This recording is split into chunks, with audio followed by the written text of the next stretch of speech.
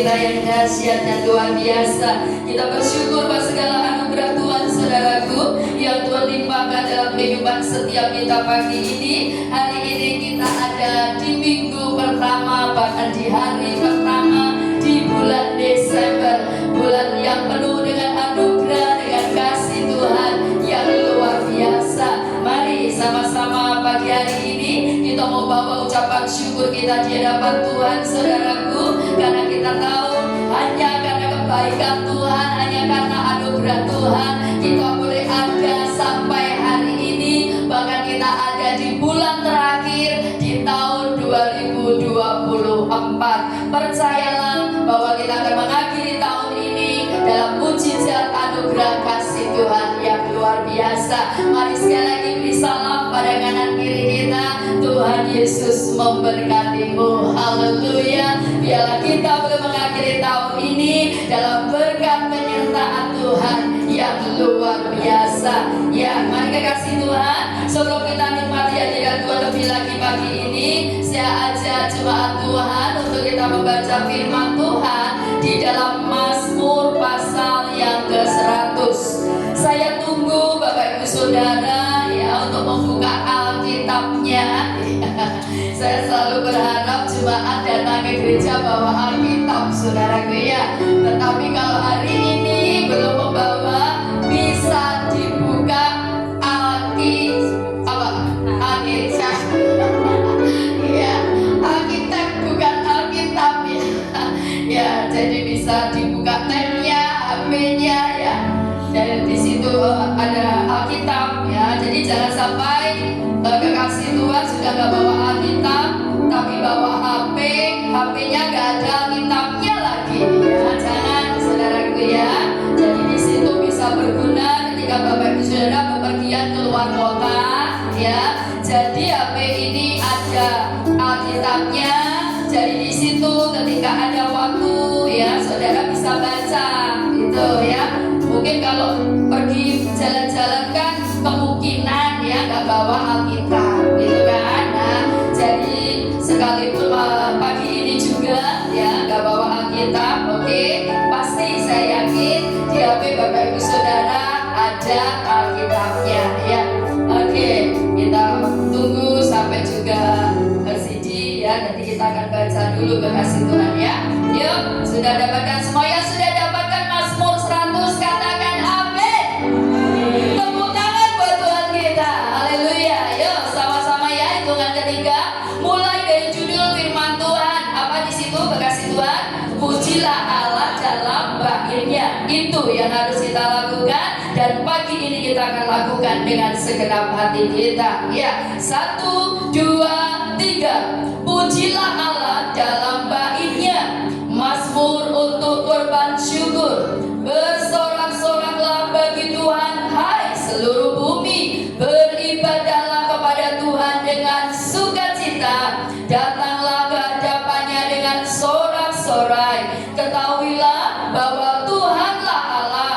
Dialah yang menjadikan kita dan punya dialah kita, umatnya dan kawanan domba gembalaannya. Masuklah melalui pintu gerbangnya dengan nyanyian syukur, ke dalam pelatarannya dengan puji-pujian. Bersyukurlah kepadanya dan pujilah namanya, sebab Tuhan itu baik, kasih setianya untuk selama-lamanya, dan kesetiaannya tetap turun-temurun. Yang percaya katakan amin. Yang mau beribadah dengan sungguh-sungguh katakan amin. Sekali lagi tepuk tangan terbaik bagi Yesus Kristus Tuhan kita. Haleluya. Sungguh kebaikan-Mu Tuhan, hari demi hari kami nikmati. Bulan berganti bulan Tuhan, senantiasa kami rasakan bahkan kekuatan untuk kami menghadapi segala kehidupan. Kalau saat ini kami boleh ada di minggu pertama, di hari pertama, di bulan terakhir, di tahun 2024 ini, kami mengakui dengan segenap hati kami, Bapakku, semua hanya karena anugerah Tuhan, semua karena kebaikan Tuhan.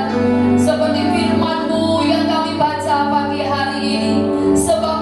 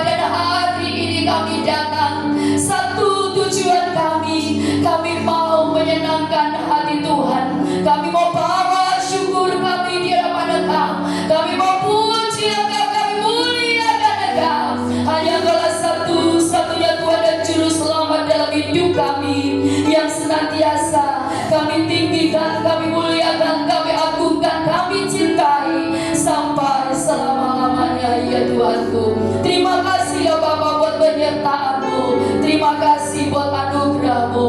Datanglah kerajaan-Mu, jadilah kehendak-Mu di tempat ini seperti di surga. Berkat Tuhan turun dalam ibadah raya pagi ini di dalam nama Tuhan Yesus Kristus. Dan setiap umat-Mu akan pulang dari tempat ini tidak seperti ketika mereka datang. Ada sesuatu yang baru, ada perubahan dalam kehidupan yang nyata dalam pribadi lepas pribadi kami semua. Biarlah Tuhan kami membawa hidup kami makin mencintai Engkau, makin mengasihi Engkau, makin mentaati Engkau, makin berjalan di dalam kebenaran-Mu ya Tuhanku. Terima kasih Bapakku, terima kasih. Tutup bungkus setiap kami, tutup bungkus tempat ini dalam kuasa darah Kristus. Juga kota dan bangsa kami senantiasa tutup bungkus dalam kuasa-Mu ya Tuhanku. Biarlah kemuliaan-Mu yang senantiasa Engkau nyatakan.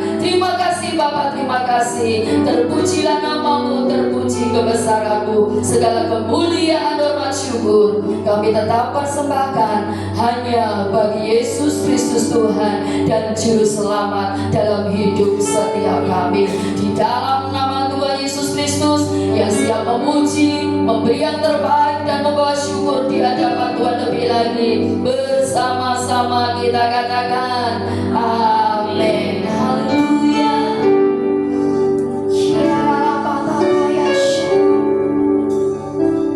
Kami datang di hadapan-Mu Tuhan,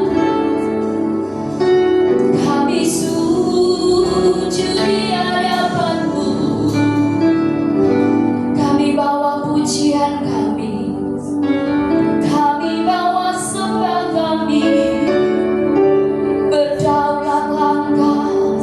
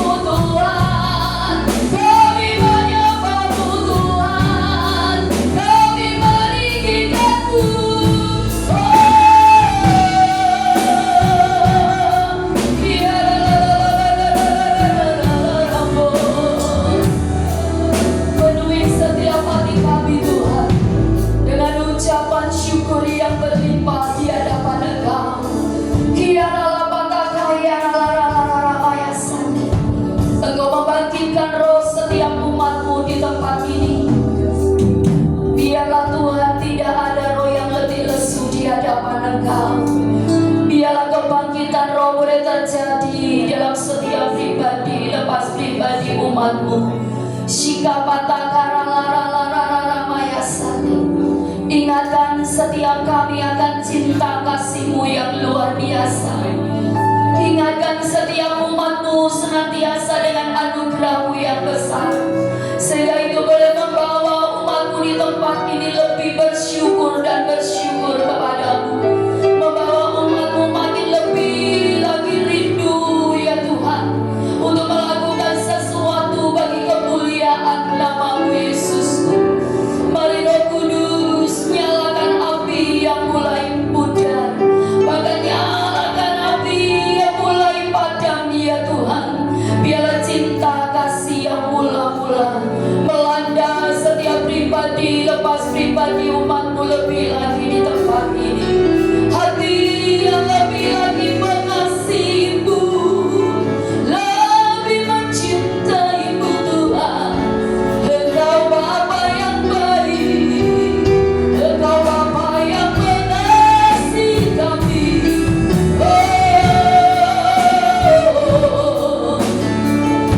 Mengalir lebih lagi Roh Kudus. Mari jemaat dikasih Tuhan, jangan ada seorang pun yang berdiam diri. Angkat hati, angkat suara. Jangan sia-siakan waktu yang Tuhan berikan saudaraku.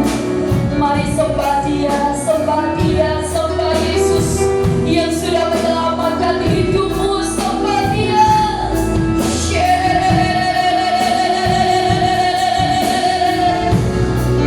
Sembah Dia lebih lagi. Dia yang sudah menyertai hidupmu sampai hari ini saudaraku. Mari senangkan Tuhan dengan pujian, pengagunganku di hadapannya dengan sungguh-sungguh. Haleluya.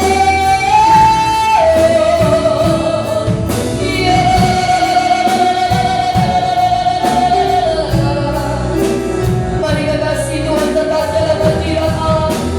Saya persilakan kekasih Tuhan untuk bangkit berdiri. Tetap dalam hadirat Tuhan. Mari kita berdiri di dalam nama Allah. Haleluya.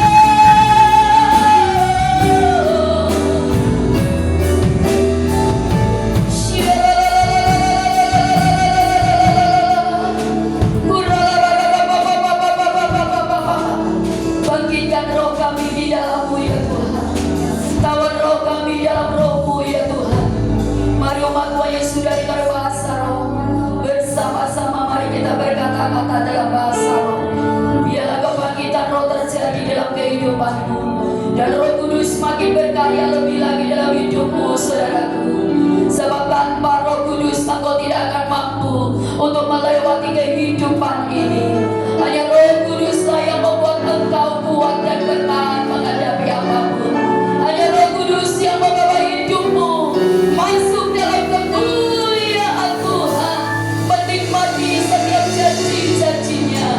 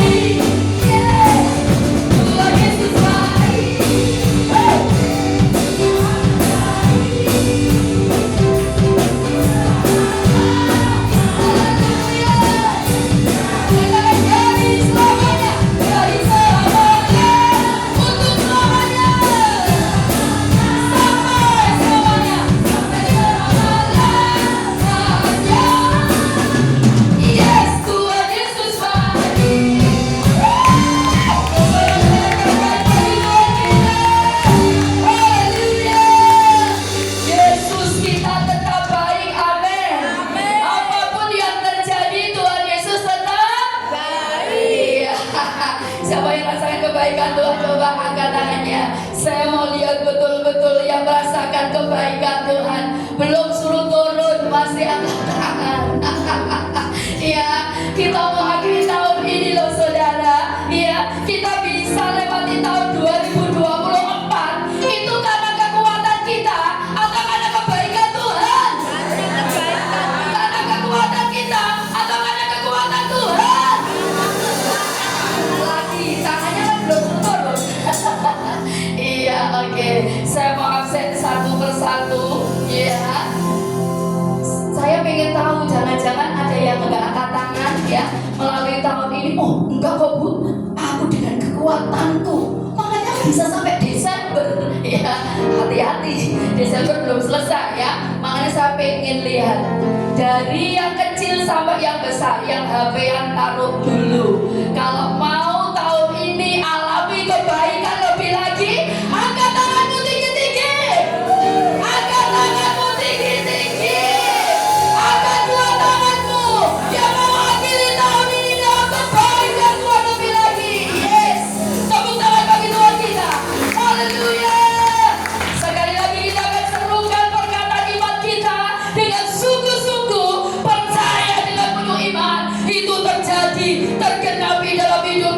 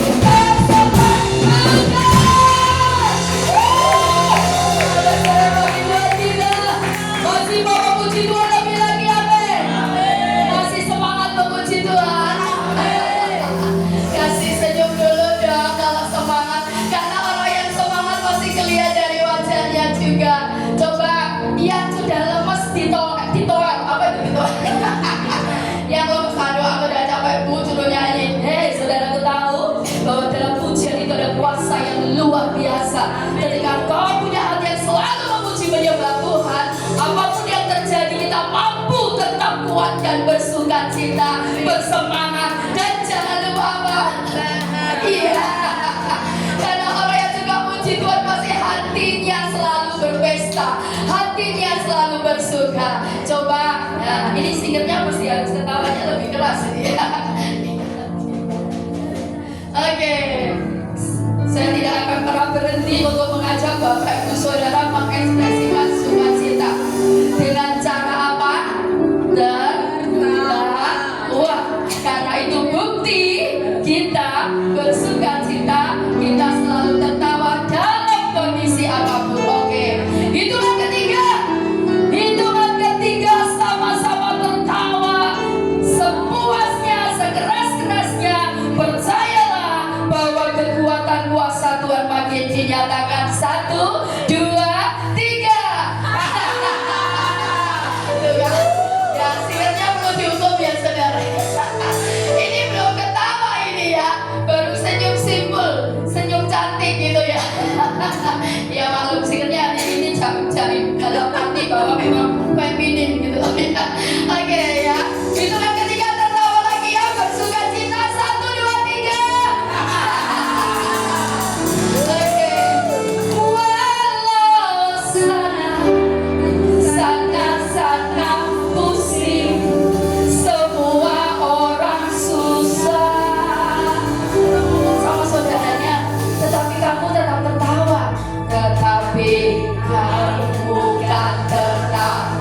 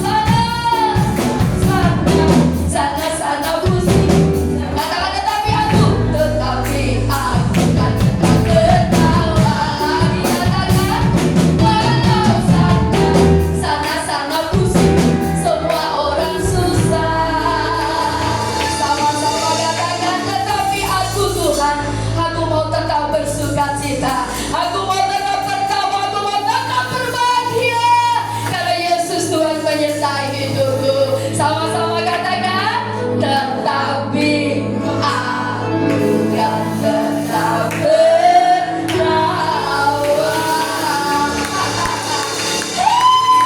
Sekarang bagi Tuhan kita. Sebelum duduk kasih tos, tetaplah bersuka cita. Haleluya. Yes, silakan duduk Bapak Ibu Saudara dicintai Tuhan. Mari terus Bapak hidup kita selalu bersuka cita dan selalu berbahagia ya. Karena kita tahu itulah yang Tuhan kehendaki. Bersuka citalah senantiasa ya. Jadi biarlah kita selalu menjadi anak-anak Tuhan dalam segala situasi, kondisi, keadaan apapun ya. Bahwa hidup kita selalu bersuka cita. Karena sukacita oleh Roh Kudus tidak dibatasi, tidak dipengaruhi oleh apapun dan siapapun juga. Haleluya. Mari kekasih Tuhan, kita mau persiapkan seluruh hidup kita pagi hari ini. Kita mau sambut firman Tuhan. Kehendak Tuhan akan dinyatakan lebih lagi dalam hidup setiap kita pagi ini melalui firman-Nya, melalui hamba-Nya yang sudah Tuhan utus ke tempat ini. Mari satukan hati. Biarlah jiwa yang lapar dan haus akan kebenaran itu senantiasa ada dalam hidup kita. Biarlah hati yang selalu lapar dan haus akan kebenaran itu senantiasa Tuhan dapatkan dalam kehidupan setiap kita. Karena hanya kebenaran itulah yang memerdekakan hidup kita dan membawa hidup kita makin disempurnakan dan makin mengalami setiap janji-janji Tuhan lebih lagi. Terima kasih ya Bapakku. Biarlah sukacita oleh Roh Kudus itu senantiasa melimpah dalam kehidupan setiap kami para hamba-Mu dan seluruh umat-Mu di tempat ini ya Bapakku. Sehingga apapun yang terjadi, kami tetap bersuka cita karena kami tahu ada Yesus Kristus Tuhan yang selalu bersama kami dan senantiasa menyatakan segala yang terbaik di dalam kehidupan setiap kami.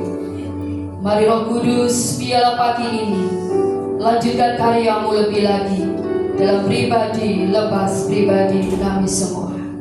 Dan kesempatan pagi yang indah ini sebelum kami menikmati berkat firman-Mu, makanan bagi rohani kami khususnya, Bapa, kami pun bersyukur untuk setiap berkat yang Tuhan percayakan dalam kehidupan setiap kami. Engkau sudah menyertai khususnya dalam sepanjang minggu. Setiap kami, setiap umat-Mu boleh melakukan pekerjaan aktivitas ya Tuhan. Dan hari ini kami datang dalam rumah-Mu untuk beribadah memuliakan nama-Mu. Tak lupa kami pun membawa persembahan benih yang Tuhan sudah sediakan dalam kehidupan setiap kami. Mari ya Bapakku, Engkau memberkati setiap benih yang sebentar kami akan tabur ya Tuhan. Kami percaya sungguh sesuai dengan firman-Mu, setiap apa yang kami tabur pasti kami tuai, dan semua yang kami perbuat untuk Tuhan dengan kesungguhan hati tidak akan pernah sia-sia. Mari Roh Kudus, biarlah Engkau yang senantiasa membawa hidup setiap kami menjadi pribadi yang senantiasa memberi menabur, karena itu adalah perintah-Mu. Terima kasih Bapa, terpujilah nama-Mu. Dan Kau Tuhan, kami percaya Yesus Kristus Tuhan sudah mengurapi hamba-Mu secara khusus, yang sebentar akan menyampaikan kehendak-Mu dalam hidup setiap kami umat-Mu di tempat ini. Mari Tuhan berbicaralah, Roh Kudus berkarya lebih lagi. Kami mau hidup kami makin disempurnakan. Kami mau Tuhan semakin hari kami semakin hidup di jalan-Mu, di jalan yang Tuhan tunjukkan dalam kehendak Tuhan yang sempurna itu. Terima kasih ya Bapa, terima kasih. Tutup bungkus setiap kami senantiasa dalam kuasa darah Kristus. Kami mau sambut berkat firman-Mu, dan kami mau Tuhan menabur bagi kemuliaan Tuhan di dalam nama Tuhan Yesus. Yesus Kristus. Mari yang mau memberi yang terbaik dan mau lebih lagi dipenuhi dan diubahkan oleh firman Tuhan, bersama-sama kita katakan amin. Puji Tuhan. Sambil kita berikan yang terbaik kekasih Tuhan, siapkan seluruh hidup kita untuk diberkati dengan firman Tuhan pagi ini. Bila firman Allah makin menguatkan, meneguhkan, menegur, mengubahkan, memperbarui dan menyempurnakan hidup kita lebih lagi. Syakara patagaya, syakara dalam segala keadaan, waktu berlimpah maupun kurang, tetap Yesus yang mempesona hatiku.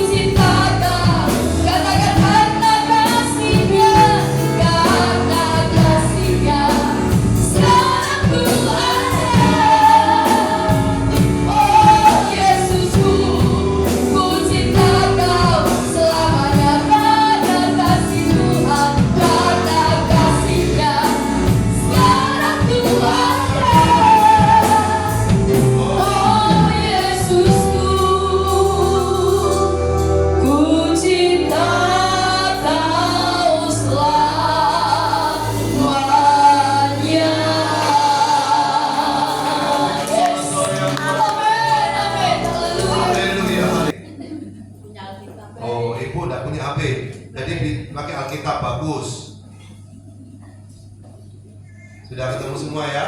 Kalau sudah ketemu semua, kita akan baca bersama-sama Injil Matius pasal yang ke-9.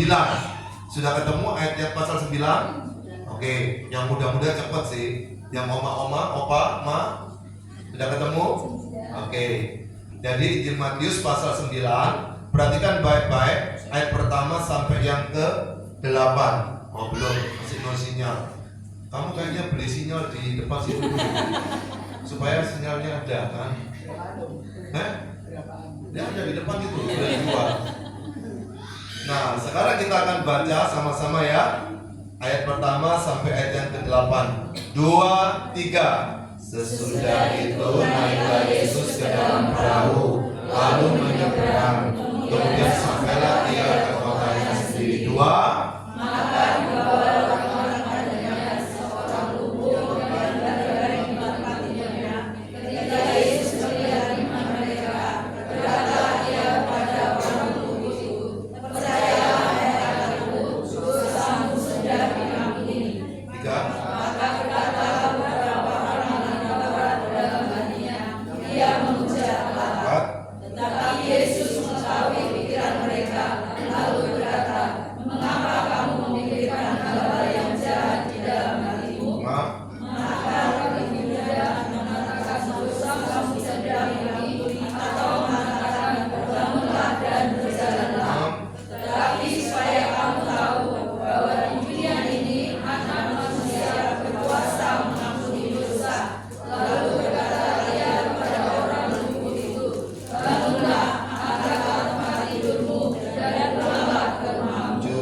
Dan orang itu pun bangun lalu pulang. Maka orang banyak yang mendengarkan tempat itu lalu mempercayakanlah yang telah memberikan kuasa sedemikian itu kepada manusia. Amin. Berbahagia kita yang sudah membaca atau mendengarkan suara tetangganya tadi. Simpenlah baik-baik ayat-ayat itu. Biasanya pada waktu sumpah, ayat-ayat itu bisa muncul kalau ada di dalam rekaman memori otak kita. Tapi kalau enggak, pasti tidak akan pernah bisa muncul. Itu sebabnya salah satu pekerjaan Roh Kudus adalah mengingatkan kita kepada firman yang ada dalam hidup kita. Kita kan pelupa, tapi kalau pernah kita mengingat satu firman, suatu hari ketika kita sedang dalam persoalan, itu bisa muncul. Nah, saudara dikasih Tuhan, kita sudah membaca 8 ayat yang menarik tentang bagaimana Yesus menjelaskan siapa dirinya.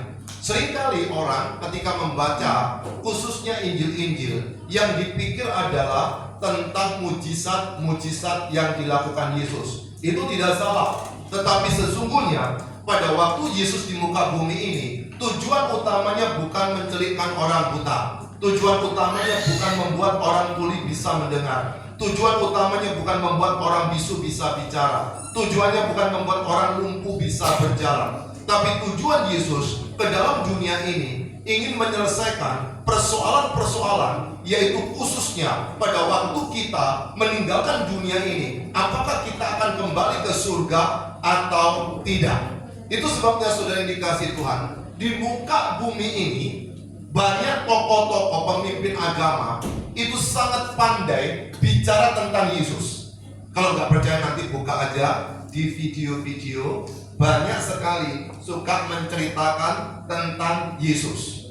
Jadi Yesus itu menjadi berita untuk konten kreator, bahwa ada satu cerita yang bagus tentang Yesus.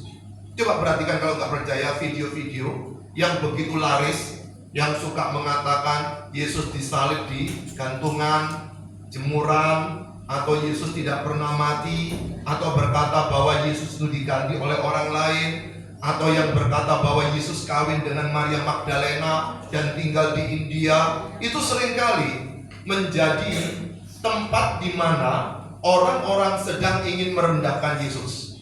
Tapi lucu ya, kalau dia memang gak suka Yesus, ngapain kok dipikir? Kalau memang gak suka Yesus, ngapain direnungkan? Kalau memang gak suka Yesus, ya dilupain aja kan, ditinggal aja kan. Tapi gak bisa kan? Kenapa? Dalam diri Yesus ada magnet. Jadi kalau tidak percaya, semua perdebatan di dalam Alkitab, kalau tidak bicara tentang Yesus, bicara tentang Alkitab kita ini. Ini silakan boleh dibicarakan siapa saja. Kita tidak perlu marah-marah. Kenapa? Kalau kita yakin siapakah Yesus itu, maka disitulah yang akan menolong kita tetap bangga untuk bisa menikmati Yesus dalam hidup kita setiap hari. Nah, pagi hari ini kita akan merenungkan anak di sini. Ada yang dari luar negeri atau luar pulau? Oke, kalau nggak ada, saya beri judul Lapo Percaya Yesus. Ngerti kan lapo tuh? Duduk di lap ya. Lapo percaya Yesus atau lapo nyembah Yesus. Mengapa kita perlu percaya Yesus? Atau mengapa kita perlu menyembah Yesus? Nah, dari bacaan kita akan menemukan 4 keunikan yang melekat pada diri Yesus. Tetapi sesungguhnya di dalam diri Yesus, saudara, ada 2 sifat. Dia adalah Allah sejati dan dia adalah manusia sejati. Jadi pada waktu dia berkarya dan kita baca di dalam Alkitab, kita baru tahu dia adalah tipe manusia, atau di saat yang sama dia sedang menunjukkan keilahiannya. Sekarang perhatikan baik-baik. Di dalam Injil Matius pasal yang ke-9 di ayat yang pertama itu tadi kan dikatakan sebagai berikut. Injil Matius pasal 9 ayat yang pertama, silakan dibuka yang bawa Alkitab karena nggak bisa muncul di situ. Injil Matius pasal 9 ayat yang pertama. Nah, dikatakan di situ sebagai berikut. Sesudah itu naiklah Yesus ke dalam perahu lalu menyeberang. Kemudian sampailah ia ke kotanya sendiri. Saudara, masa Tuhan Allah perlu naik perahu? Masa Tuhan Allah ada tempat kotanya sendiri? Kalau kita tahu Allah itu pemilik alam semesta, bukan pemilik hanya sebuah kota. Makanya orang Kristen itu nggak ada kota yang kudus. Yang kudus adalah hati yang kudus. Maka pada waktu Yesus jalan, pada waktu Yesus bekerja, itu sedang menjelaskan tentang kemanusiaan Yesus. Perhatikan baik-baik apa yang dikatakan oleh Injil Matius pasal 9 ayat yang pertama. Sesudah itu naiklah Yesus ke dalam perahu lalu menyeberang, kemudian sampailah ia ke kotanya sendiri. Di manakah kotanya Yesus ini? Kita cari tahu. Minta bantuan kepada si Markus pasal yang kedua. Perhatikan ayat yang pertama. Markus pasal kedua ayat yang pertama, silakan dibuka Markus pasal 2 ayat yang pertama. Dikatakan di situ seperti ini. Kemudian sesudah lewat beberapa hari, ingat ya, beberapa hari, waktu Yesus datang lagi kemana? Kapernaum. Tersiarlah kabar bahwa ia ada di rumah. Saudara, rupa-rupanya Yesus itu, kalau kita baca Alkitab, sukanya nongkrong di Kapernaum. Kapernaum itu Kefarnahum, artinya adalah desa yang nyaman. Maka pada waktu Yesus di situ, rupa-rupanya dia ada di sebuah rumah. Saya tidak tahu apakah ini rumah daripada Petrus, dari istrinya mertuanya, ataukah rumah daripada Maria. Artinya adalah rumah siapa ini, tidak ada informasi yang bisa ditemukan. Tetapi yang pasti dia ada di sebuah rumah. Nggak tahu nyicil, nggak tahu kontrak, nggak tahu oper kredit. Yang penting dia sedang ada di sebuah rumah. Lalu perhatikan di dalam ayat yang kedua di situ dikatakan seperti ini. Markus pasal yang 2 ayat yang kedua. Maka datanglah orang-orang berkerumun sehingga tidak lagi tempat, bahkan di muka pintu pun tidak. Sementara ia apa? Memberitakan firman kepada mereka. Yesus sedang KKR di situ, itu tujuan utamanya dia.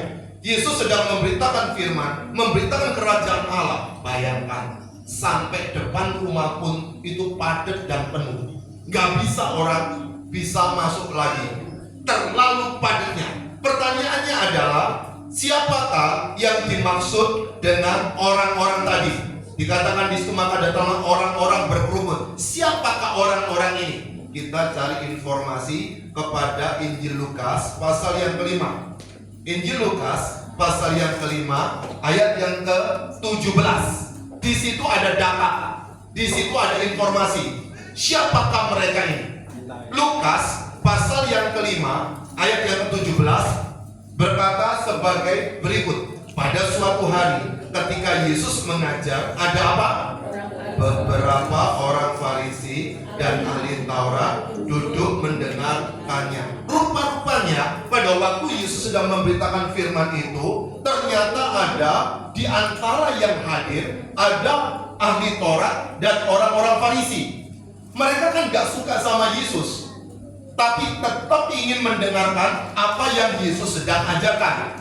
Saudara tahu kan, kadang-kadang saya berpikir orang-orang di luar sana, para konten kreator mungkin lebih rajin mikirin tentang Yesus daripada saya. Dia tiap hari mikir cari kelemahannya Yesus, tiap hari dia mikir cari kekurangannya Yesus, ketemu kelebihannya tapi berbeda dengan keyakinannya, kemudian langsung di skip.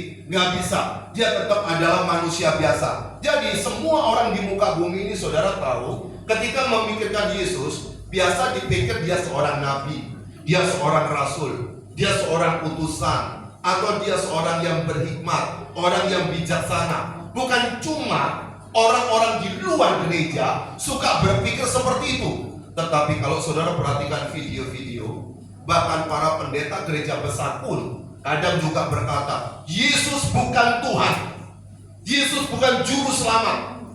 Maka saudara, kalau engkau tidak mau bertumbuh di gereja Betani di tempat ini, saudara pasti bingung untuk memikirkan mana yang benar, mana yang salah. Berita itu berkembang terus, beredar terus. Biasa yang kena dampaknya itu anak-anak, pemuda, SMA, SMP, atau SD. Kalau saudara mungkin cuek aja. Maka kalau suatu hari anak Anda tanya, jangan berkata pokoknya percaya nak, nanti suatu hari anak itu akan meninggalkan Yesus. Kenapa? Orang tuaku kaentos, gak bisa jawab. Padahal jawabannya ada. Jadi kalau Anda perhatikan setiap saya berkhotbah di sini, bukan cuma ingin menguatkan iman Anda, tapi mengisi intelektual Anda, supaya ketika ditanya bisa jawab. Ketika engkau diserang bisa berjawab. Ketika engkau dipojokkan bisa jawab. Tapi saya berikan segampang mungkin. Jadi saudara tahu, waktu itu ahli Taurat dan orang Farisi juga ingin tahu. Hari ini juga orang di luar sana suka ingin tahu siapa Yesus. Kalau engkau suka mendengarkan video, jangan bingung. Makanya bertumbuhlah FA tempat ini. Tanya kepada gembala Anda tentang siapakah Yesus. Kalau perlu Anda WA ke saya, tanya siapakah Yesus. Kenapa saudara? Ketika seseorang gagal paham tentang siapa Yesus, maka ketika dia melayani, kata surat Korintus, hati-hati, engkau sedang melayani Yesus yang lain. Bisa muncul di sini 2 Korintus 11 ayat 4. Ada Yesus yang lain. Yesus mana yang engkau sedang layani hari ini? Yesus mana yang engkau sedang sembah pada hari ini? Perhatikan 2 Korintus 11 ayat 4 dikatakan seperti ini. Sebab kamu sabar saja jika ada seorang datang memberitakan Yesus yang lain daripada yang telah kami beritakan, atau memberitakan kepada kamu roh yang lain daripada yang kamu telah terima, atau Injil yang lain daripada yang telah kamu terima. Jadi ada Yesus lain, ada roh lain, ada Injil lain. Sejak dulu sudah ada, hari ini tetap ada. Karena bisnis memberitakan Yesus itu menguntungkan. Bisa punya mobil, bisa punya jemaat yang mau nurut dengan dia. Bisnis tentang Yesus itu membuat orang bisa kaya raya. Ada yang sampai punya pesawat terbang, punya kapal pesiar, ceritanya cuma ceritakan tentang Yesus. Maka dari itu Paulus sudah tahu di abad yang pertama 2000 tahun yang lalu ada Yesus lain, ada roh lain, ada Injil lain.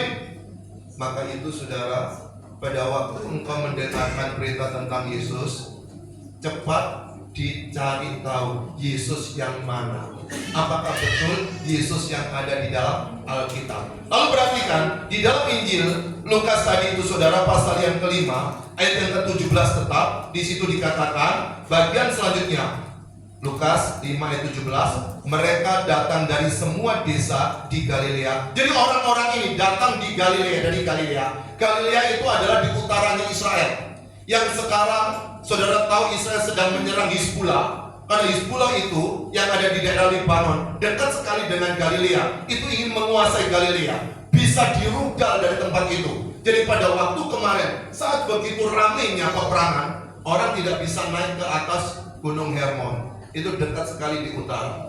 Lah orang-orang ini rupa-rupanya dari sekitar Danau Galilea itu. Saudara tahu Danau Galilea mungkin gedenya sekota Nganjuk ini. Gede sekali dia. Dalamnya itu sampai 43 meteran ke dalam. Maka dari itu ada banyak kehidupan di sekitar danau itu.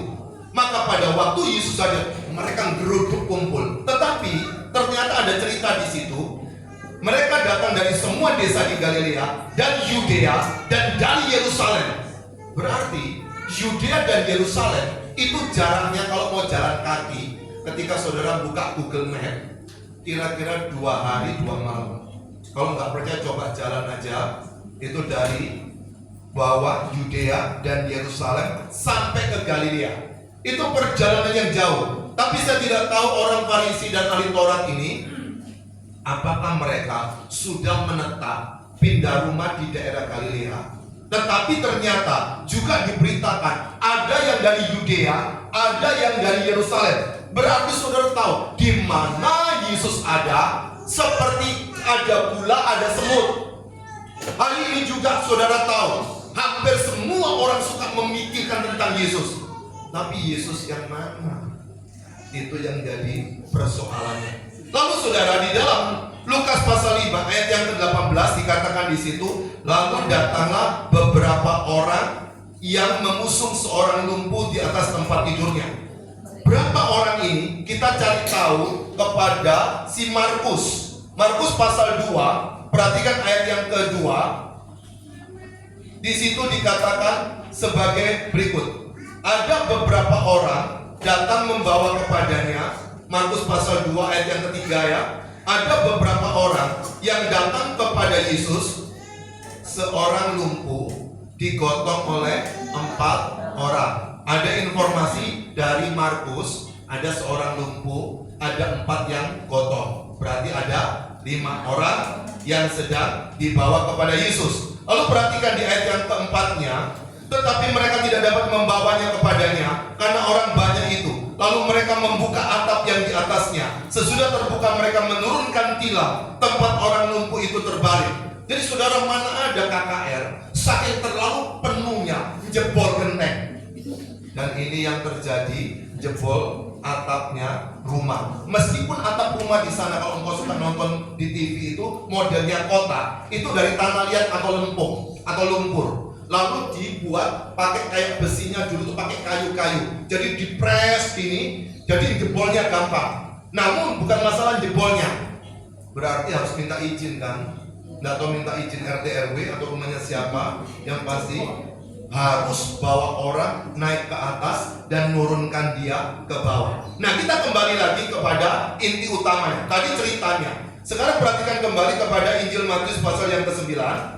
Lalu perhatikan ayat yang kedua.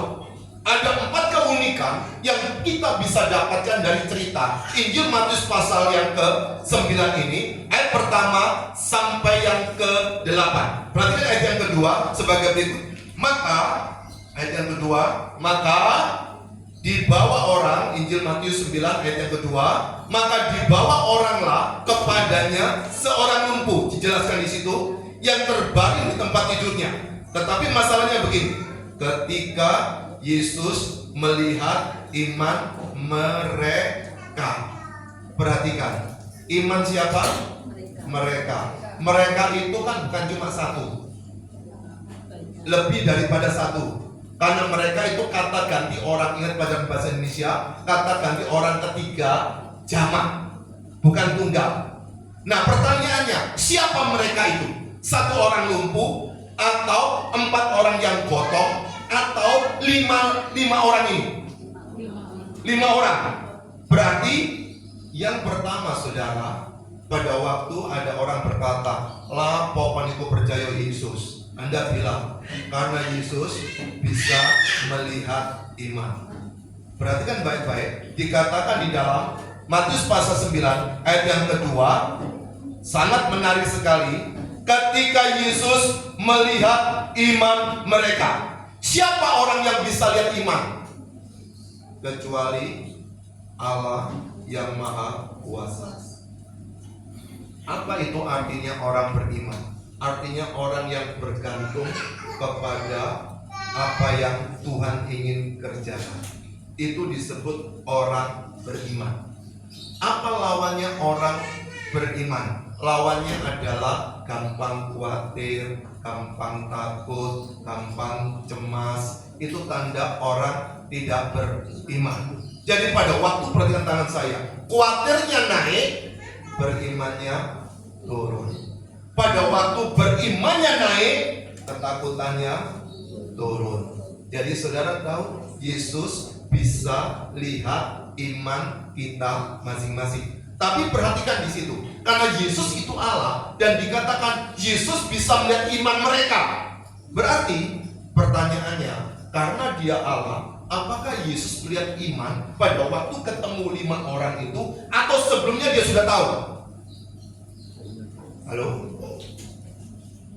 Dia kan Allah kan? Apa sebelumnya dia sudah tahu?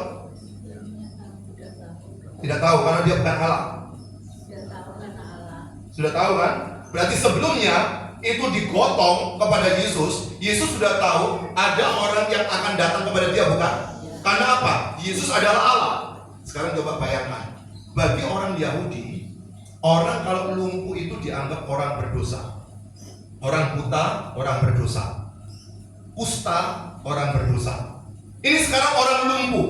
Coba Anda bayangkan, dia itu kalau lumpuh, saya tidak dijelaskan berapa lama dia lumpuh. Dia sudah lumpuh, mungkin sudah berobat, sudah pergi ke dukun, sudah pergi ke orang pintar, sudah minum ramuan yang herbal, sudah lakukan semuanya. Tiba-tiba ada orang 4 kurang kerjaan datang mungkin ya, bilang gini, mas, kalau aku mas, kemana? Ketemu Yesus. Ngapain? Ya cobain ke sana. Percuma. Apakah tidak ada kemungkinan ngomong seperti itu? Seperti Anda ketika diajak orang berdoa, percuma. Oh doain kok. Orang lumpuh bisa bicara seperti itu. Tapi yang kedua, ketika diajak, ayo datang ke Yesus yuk. Tapi dia orang yang ngaji mumpung. Ya siapa takut, siapa tahu waras. Bisa juga, bisa seperti itu kan? Jadi kalau Anda ketemu sama orang dibawa ke gereja, pertama bisa ngomong percuma nang Yesus. Tapi yang kedua, siapa takut? Tapi yang ketiga, ketika ada yang ngajak, dia berkata, oh ya saya ingin ketemu dia. Saudara, yang ngajak maupun yang diajak, Yesus tahu iman mereka. Yang diajak mempergunakan yang mengajak, yang gotong tadi. Berarti yang gotong itu harus mau berkorban untuk membawa yang lumpuh kepada Yesus. Yesus tahu sekali iman mereka. Saudara tahu, bayangkan, hanya untuk menunjukkan Yesus tahu imannya mereka, maka ada satu peristiwa, harus ada orang lumpuh. Orang lumpuh ini adalah satu cara Tuhan untuk menjelaskan siapa yang sedang hadir itu. Suatu hari di Surabaya, kalau tidak salah itu di Jalan Gedung Doro, itu di daerah pusat kota sana. Kemudian ada 2 ibu-ibu, oma-oma. Kemudian mau nyebrang jalan itu maju mundur. Tapi tiba-tiba salah satunya berani maju, diserempet gelondong dia. Lalu kemudian dia berdarah jatuh. Tapi bukan itu masalahnya. Masalahnya adalah yang oma kedua ini dari kasus itu dia bertobat. Berarti untuk membuat oma ini bertobat harus ada kurban. Kadang-kadang kita dijadikan kurban untuk membawa suamimu ke Yesus. Kadang-kadang kau jadi kurban untuk membawa istrimu ke Yesus. Menderita sekali kita kumpul sama suami itu. Menderita sekali kumpul sama istri itu. Mungkin kau anak-anak, engkau adalah kurban. supaya engkau bisa bawa orang tuamu ke Yesus. Mungkin kita ada di sebuah kantor, kita suka dibully, kita suka diolok, kita suka diejek, tapi kita tetap kuat. Kenapa? Karena kita adalah korban untuk menjelaskan orang Kristen itu kayak begini ya, gak balesan ya, gak ngamuan ya. Berarti apa? Setiap kita, kalau engkau sadar sebagai miliknya Yesus, engkau harus bisa bersaksi. Mungkin belum berani bersaksi langsung ngomong, tapi dari perbuatan hidupmu orang akan tahu, oh ternyata orang Kristen masih ada ya. Coba bayangkan di sini yang sekolah, pernah nyontek kamu? Nyontek? Enak kan? Nyontek enak tuh? Iya enak kan? Ada waktu mau sekolah doa, Tuhan tolonglah supaya ujian saya berhasil. Hasilnya nyontek juga kan? Berarti doanya nggak cocok dengan hasilnya kan? Nah sekarang pada waktu saudara tidak nyontek, lalu orang akan menghina kamu. Pada waktu kamu pinter, orang juga menghina kalau kamu nggak kasih contekan ke dia. Orang Kristen di mana-mana suka dibully, suka direndahkan, suka dihina, suka dipojokkan. Tetapi itulah cara Tuhan untuk menjelaskan bahwa Yesus yang pernah hadir sudah engkau miliki. Tunjukkan kepada orang-orang yang sombong tadi, tunjukkan kepada orang-orang berdosa tadi, tunjukkan kepada semua orang bahwa ada pengharapan bersama dengan Yesus. Kapan engkau bisa layani itu? Mulai hari ini. Mungkin nanti suatu hari engkau akan menghadapi persoalan. Gak usah jauh-jauh, dari Yerusalem aja, dari keluargamu. Mungkin mertuamu, besanmu anti dengan engkau. Mungkin tetanggamu kecewa dengan engkau. Tapi ingat baik-baik, tetaplah engkau belajar kepada Yesus. Bagaimana Yesus tahu iman orang tersebut. Mungkin kita adalah orang yang sedang mempersiapkan kurban untuk orang itu. Tetapi hal yang kedua, keunikannya, perhatikan di ayat yang kedua, dikatakan seperti ini. Ketika Yesus melihat iman mereka, berkatalah ia kepada orang lumpuh itu, percayalah hai anakku, dosamu sudah diampuni. Rupa-rupanya saudara tahu, Yesus itu bukan cuma bisa melihat iman, tetapi bisa mengampuni dosa. Siapakah orang yang bisa mengampuni dosa? Kalau bukan Allah sendiri. Karena manusia berdosanya kepada Allah, dan Allah yang bisa mengampuni. Pernah nggak di video Anda dengar seperti ini, orang berkata, wong Kristen itu kok enak, dosa dilakukan sendiri, kok suruh Yesus yang mikul? Jawabannya gampang. Kalau tahu yang enak, kenapa kamu cari yang nggak enak? Gampang kan? Tapi bukan itu jawaban Alkitab. Jawaban Alkitab seperti ini. Kalau saya salah sama seorang bernama Budi, ada nama Budi. Namamu siapa kan? Bayu. Mario. Oh Mario, oke. Kalau saya salah sama Mario, oke. Saya salah sama Mario. Mungkin uangnya saya tipu, mungkin saya kerjain dia. Kamu udah nikah tuh? Yang udah nikah jadi. Nah, ibu mana suami? Siapa? Di Surabaya. Di Surabaya. Oke, ini aja. Saya sedang menipu suamimu, ya kan? Saya tipu dia, saya kerjain dia. Intinya adalah sampai dia marah sama saya, kecewa sama saya, dia benci sekali sama saya. Pada waktu dia marah sama saya, lalu saya datang kepada suami, nama siapa? Margono. Saya bilang gini, Pak Mar, saya minta ampun ya, saya berbuat ini. Gak bisa. Kamu sudah menyakiti saya. Tiba-tiba ibu dengar, lalu ibu berkata begini, Pak Juanda, sudah nggak usah mikirin Pak Margono, Bapak sudah diampuni kok. Loh, ibu kok tahu? Nah, saya kan istrinya, masa nggak tahu? Saudara nggak bisa diwakili. Sakit hatinya Pak Margono tetap sama saya. Nggak ada yang bisa mewakili. Saya harus diselesaikan sama Pak Margono, baru berdamai. Nah, dosa kita kepada Allah. Siapa yang bisa menyelesaikannya? Kurban bakaran nggak bisa. Itu sebabnya kenapa Yesus turun dalam dunia. Dia adalah Allah sejati yang jadi manusia untuk menyelesaikan masalah ini. Ayo, kalau kamu mau dosamu diampuni, datang kepada saya, ikutlah aku, dosamu oper ke saya, sudah saya pikul. Setelah kau punya Yesus, maka dosamu sudah diampuni. Karena dia adalah Allah. Kalau dia adalah Allah, dia bisa mengampuni dosa. Dia bukan orang lain yang tiba-tiba pasang badan, sudah tak ampuni dosamu, jangan khawatir. Bukan begitu. Karena dosa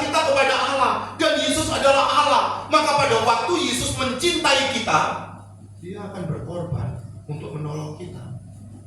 Coba ingat kisah tentang Adam dan Hawa. Pada waktu Adam dan Hawa mereka melawan Tuhan, makan buah, lalu mereka tambah sembunyi. Tapi Tuhan Allah yang penuh kasih datang kepada Adam dan Hawa. Gak ada satupun orang suka Tuhan kecuali mujizatnya. Gak ada orang suka Tuhan Yesus kecuali kesembuhannya, berkatnya, kesehatannya. Gak banyak orang cinta Yesus, saudara. Tapi Yesus tetap cinta kita. Meskipun kau tidak cinta dia, dia tetap cinta kita. Maka pada waktu Yesus mati di atas kayu salib, meskipun tidak ada satupun orang yang percaya dia, tapi ingat karya keselamatan, betapa dia mencintai kita, tidak pernah ditunda, tidak pernah gagal. Dia tetap akan rela mati di atas kayu salib. Untuk apa? Menerima dosamu pada hari ini. Saya tidak tahu dosamu seperti apa. Mungkin kau sembunyi-sembunyi gak ada yang tahu, tapi Tuhan tahu. Mau tahu buktinya? Next. Kemudian saudara, perhatikan di dalam ayat yang ketiga dikatakan sebagai berikut. Maka berkatalah beberapa orang ahli Taurat dalam hatinya, ia menghujat Allah. Saudara tahu, Yesus berkata dosamu sudah diampuni. Lalu kenapa kok orang-orang ini ahli Taurat jadi marah? Dosamu sudah diampuni, kenapa dia jadi emosi? Karena saudara tahu, kenapa Yesus tidak pernah berkata akulah Allah, sembahlah aku. Kalau sampai Yesus berkata akulah Allah dan sembahlah aku, dia sedang melanggar hukum Taurat. Hukum Taurat itu ada 613. Kemudian dikompres jadi 10. Hukum pertama kan berkata begini, jangan ada padamu Allah lain toh? Ya. Ingat pelajaran agama, jangan ada padamu Allah lain. Lalu yang kedua, jangan buat patung. Yang ketiga, jangan menyembah kepadanya. Jadi Yesus tidak mungkin melanggar hukum Taurat, karena Yesus turun ke dalam dunia, dia menggenapi hukum Taurat. Dia disunat pada hari ke-8. Kemudian dia dibaptis juga. Dia harus ada di bait Allah, menghafal kitab-kitab Taurat. Artinya Yesus melakukan semua aturan hukum Taurat. Tetapi saudara tahu, tekanan bagaimana dia menjelaskan tentang siapa dirinya tetap harus dilakukan, karena dia adalah Allah. Tetapi tidak boleh ngomong vulgar, aku Allah, sembahlah aku. Oh, bukan begitu caranya. Lalu Yesus berkarya. Kemudian ada orang yang diampuni dosanya. Semestinya orang-orang kan mikir, kenapa ada orang berani berkata seperti ini, dosamu diampuni. Saudara, balasan daripada ahli Taurat di ayat yang ketiga tadi, ia menghujat Allah. Tapi ayat yang keempat, Yesus berkata begini, tetapi Yesus mengetahui pikiran mereka, lalu berkata, mengapa kamu memikirkan hal-hal yang jahat di dalam hatimu?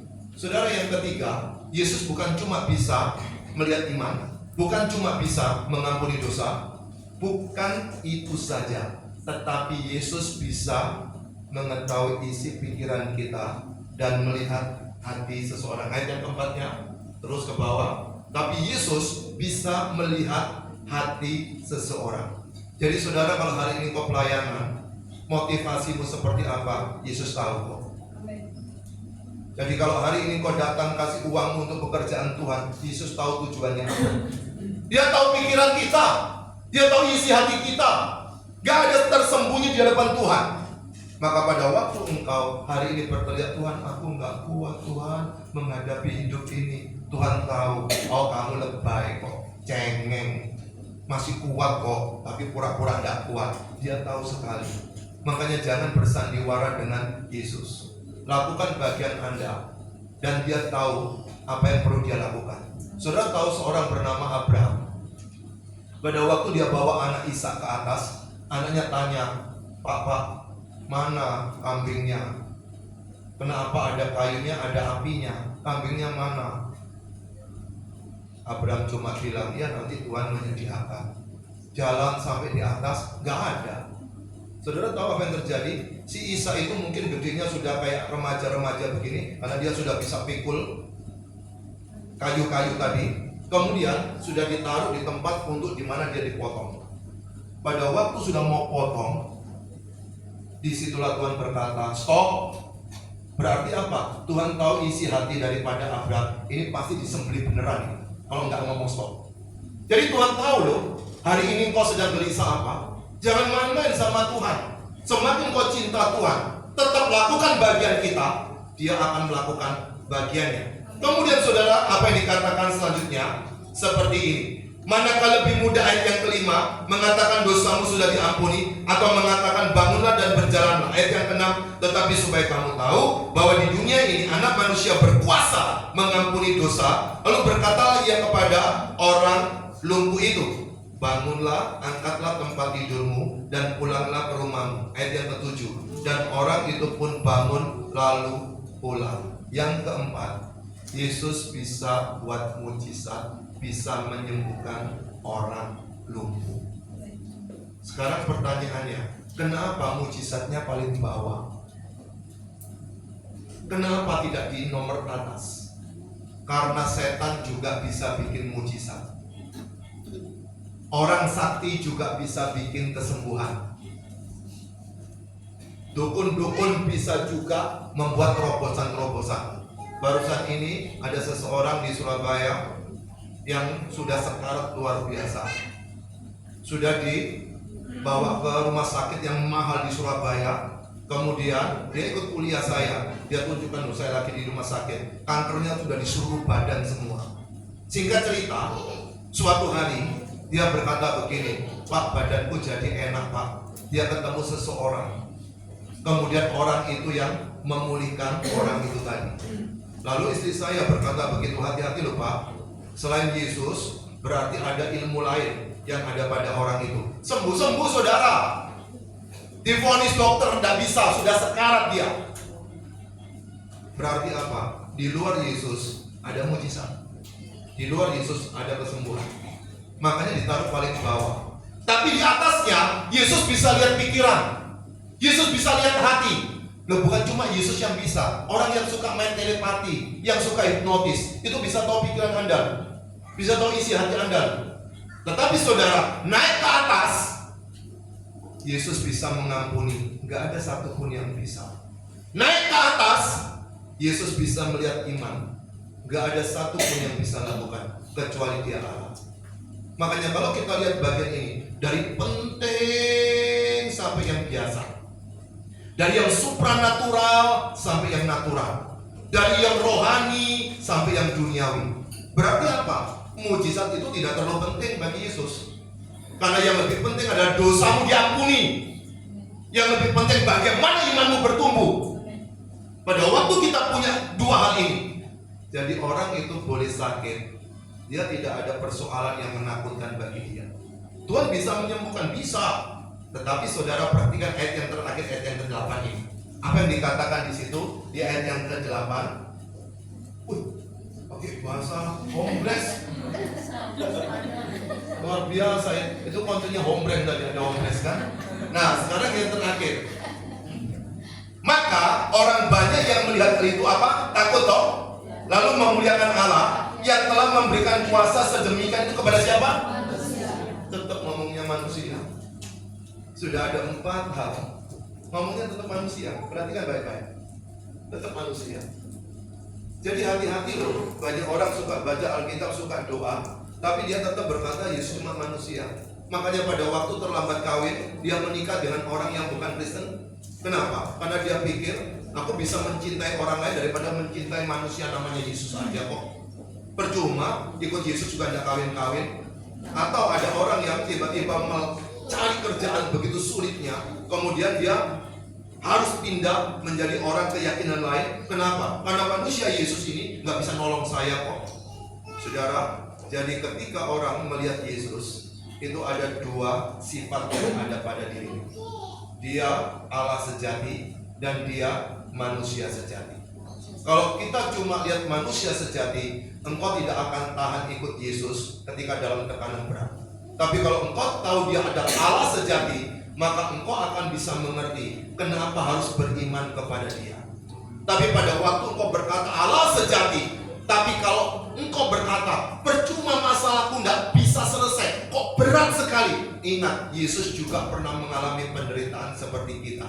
Jadi dia sanggup untuk melakukan banyak perkara karena dia juga adalah Allah sejati. Dalam diri Yesus dia Allah, dia berkuasa, tapi di sisi lain dia sebagai manusia, dia sudah menyatakan dirinya kepada orang-orang yang ada di sekitar dia. Dan apa yang terjadi setelah itu?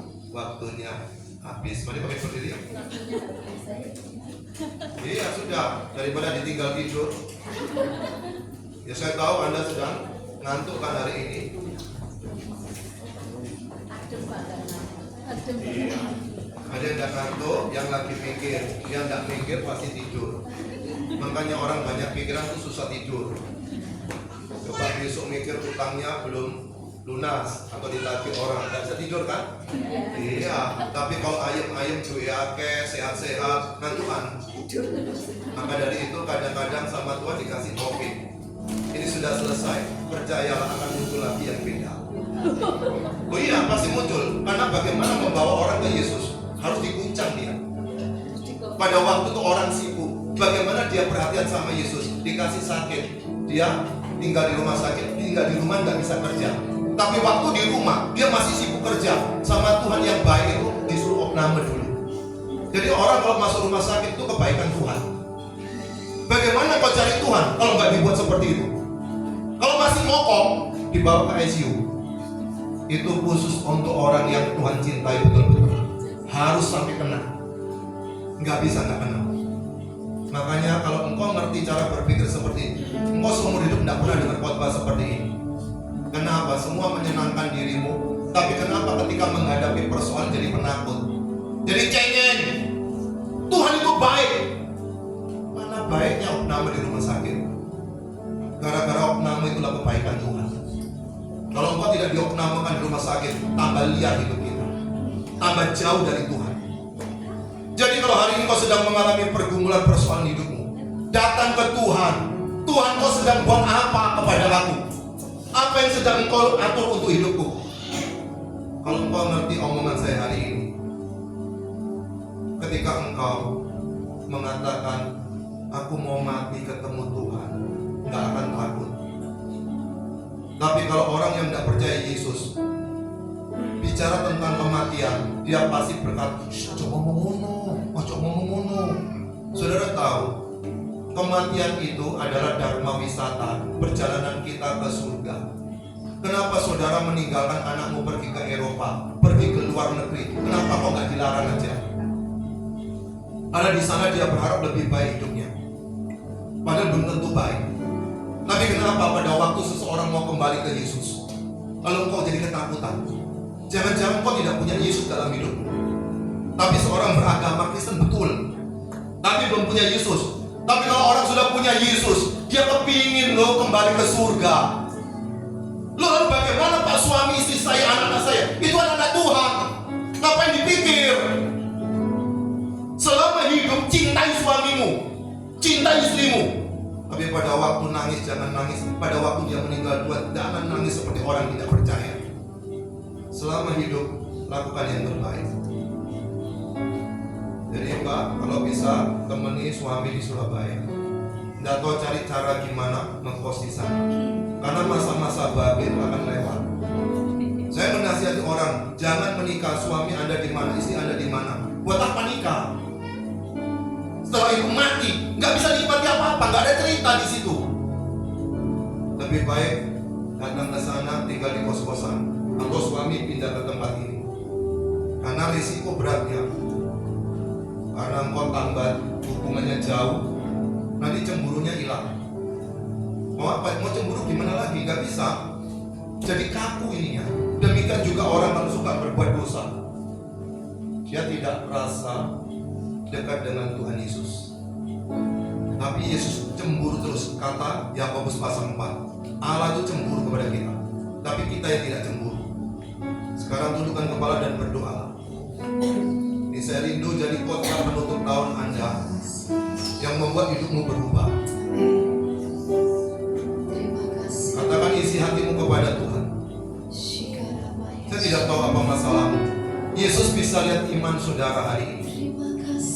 Yesus bisa mengampuni dosamu hari ini. Yesus tahu isi hati pikiran.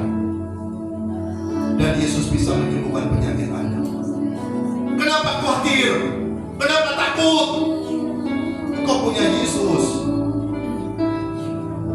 Orang yang cinta Yesus kerjanya lebih rajin, lebih bersemangat, karena dia tahu dia pasti ada penolongnya, yaitu Roh Kudus.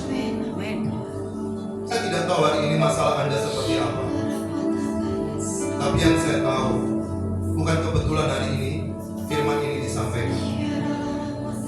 Katakan isi hatimu, biarkan dia berkarya pada hari ini. Akui dosa-dosamu kepada Tuhan. Katakan isi hatimu kepada Tuhan. 15 detik semua berdoa. Semua berdoa. Pastikan pulang tempat ini kau punya semangat yang baru, kekuatan yang baru.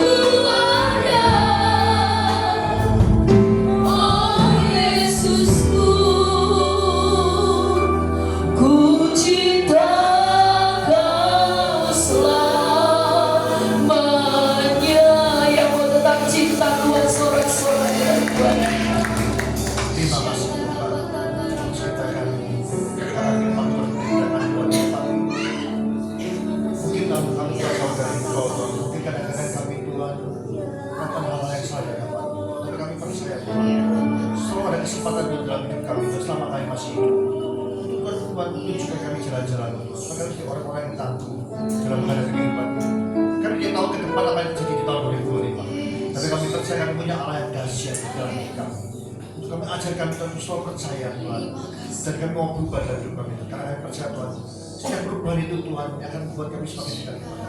Terima kasih Tuhan, Rabbi apabila firman Tuhan dan sudah berkati senantiasa Tuhan, apa yang dapat buat kami. Terima kasih Tuhan. Dalam nama Tuhan berdoa, haleluya. Amin. Puji Tuhan, silakan duduk kekasih Tuhan. Kita sudah diberkati dengan kebenaran firman Tuhan yang luar biasa. Biarlah membawa kita semakin kuat di dalam Tuhan. Apapun yang terjadi, kita mau tetap menjadi pribadi yang senantiasa hidup di dalam kebenaran firman Tuhan dan mempertahankan iman kepada Tuhan Yesus Kristus sampai akhir, ya. Puji nama Tuhan. Kembali kita diberi kesempatan untuk menabur buat pekerjaan Tuhan.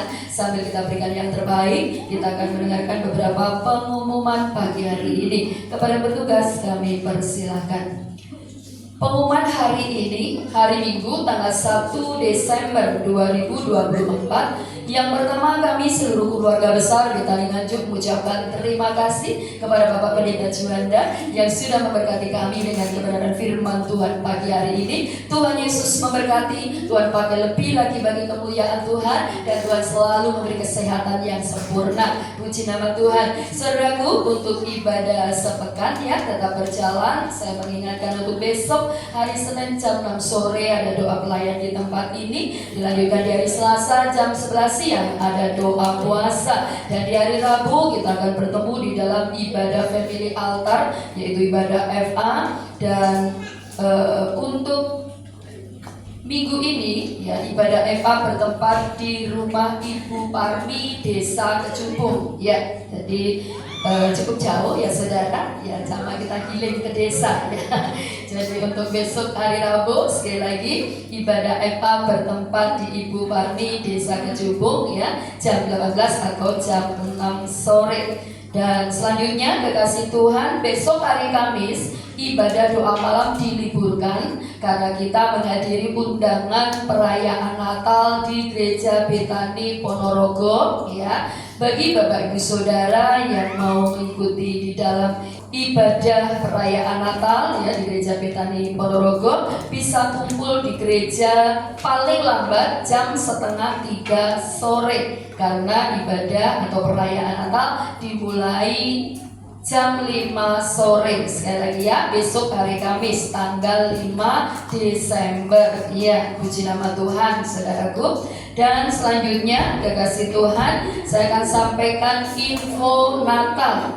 Perayaan Natal Gereja Betani Nganjuk akan diselenggarakan pada besok hari Minggu tanggal 15 Desember 2024 jam 8.30 atau 8:30 pagi di tempat ini dengan pembicara Bapak Pendeta Onggo Radian ya. Dan selanjutnya untuk ibadah Natal kita akan selenggarakan pada hari Rabu tanggal 25 Desember 2024 dengan jam yang sama, yaitu jam 8.30 di tempat ini. Untuk itu bagi Bapak Ibu Saudara yang mau menabur dan ikut serta dalam kesuksesan perayaan Natal juga ibadah Natal di gereja ya, kami persilakan bagi Bapak Ibu Saudara yang mau menabur untuk perayaan Natal. Dan amplop persembahan Natal dikumpulkan paling lambat besok Minggu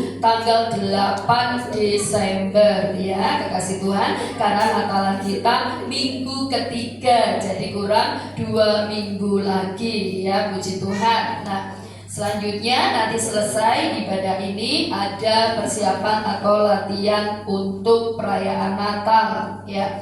Puji nama Tuhan. Dan selanjutnya kami juga mengucapkan selamat datang bagi Bapak Ibu Saudara yang baru pertama kali beribadah bersama kami di tempat ini. Kehadiran saudara merupakan sukacita kami. Tuhan Yesus memberkati. Yang terakhir, tetap semangat, tetap sehat, tetap kuat di dalam Tuhan. Jangan lupa apa kekasih Tuhan, bahagia ya. Tadi kita sudah dengar ya dari Bapak Pendeta bahwa hati yang gembira adalah obat yang manjur ya. Dan firman Tuhan selalu berkata kepada kita, bersukacitalah senantiasa. Sekali lagi ku katakan apa? Bersukacitalah. Yes, bersukacitalah ya. Mari terus ciptakan kebahagiaan di tengah keluarga kita, di tengah pekerjaan, pelayanan, lingkungan dimanapun kita berada. Maka percayalah kekasih Tuhan, segala tantangan, persoalan, masalah hidup kita akan bisa lewati bersama dengan Tuhan. Dan dengan penuh bahagia sukacita kita pasti meraih segala janji Tuhan yang luar biasa, baik janji hidup di bumi maupun janji untuk hidup yang akan datang. Yang percaya katakan amin. Yang mau terus berbahagia katakan amin. Tepuk tangan lebih lagi bagi Tuhan kita. Haleluya. Mari sama-sama kita bangkit berdiri. Kita akan akhiri ibadah raya pagi hari ini. Sekali lagi berikan sorak-sorai yang terbaik bagi Yesus Kristus Tuhan kita. Haleluya. Kiranya Engkau memberkati aku berlimpah-limpah.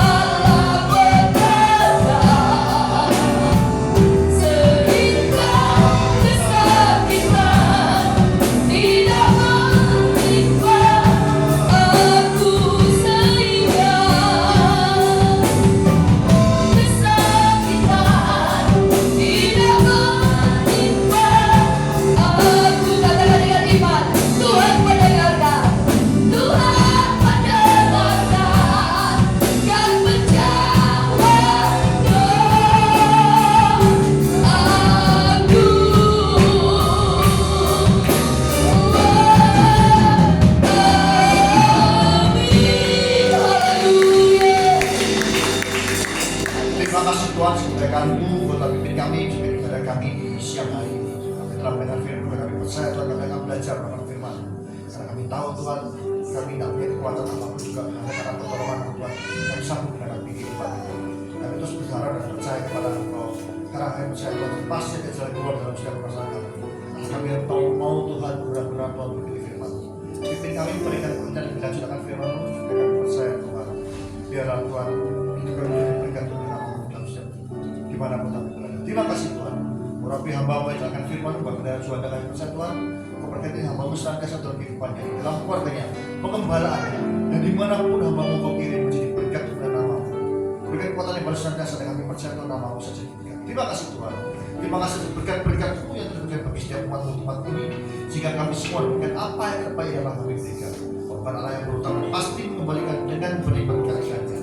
Dan jika sudah pulang ke rumah masing-masing kami percaya, mereka akan panggil kami sampai tujuan dengan sama tidak menolak juga.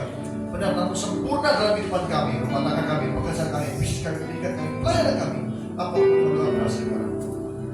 Juga terus berdoa bagi bangsa ini, bagi pemerintah negara ini, bagi presiden yang baru Bapak Prabowo dan Bapak Gibran, kami percaya Tuhan, biar memberikan hikmat Tuhan bagi Bapak Presiden dan Wakil Presiden yang sudah melakukan Tuhan pemerintahnya dengan baik. Kami terus berdoa bagi bangsa ini dengan nama-Mu saja. Terima kasih Tuhan.